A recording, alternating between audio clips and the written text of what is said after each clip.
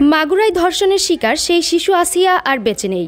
বৃহস্পতিবার দুপুর ১টায় ঢাকা সম্মিলিত সামরিক হাসপাতালে চিকিৎসাধীন অবস্থায় তার মৃত্যু হয়েছে। বাংলাদেশ সেনাবাহিনীর ভেরিফাইড ফেসবুক পেজ থেকে নিশ্চিত করা হয়েছে।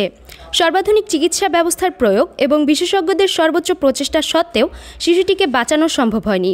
শেষ মুহূর্তে শিশুটির ৩বার কার্ডিয়াক অ্যারেস্ট হয়।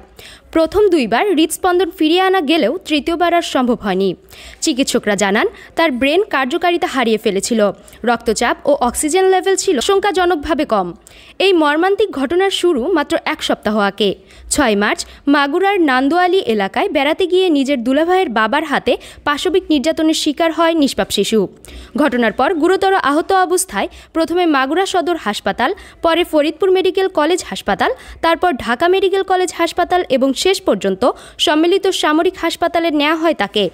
এই নির্মম ঘটনার মূল অভিযুক্ত হিটু শেখ সহ ৪ জনকে গ্রেফতার করেছে পুলিশ। আদালত হিটু শেখকে ৭ দিনের এবং বাকি ৩ জনকে ৫ দিনের রিমান্ডে পাঠিয়েছে। তদন্ত চলছে, তবে ন্যায় বিচার পাওয়ার অপেক্ষায় আছে পুরো দেশ। শিশুটির মৃত্যুতে দেশ জুড়ে নেমে এসেছে শোকের ছায়া।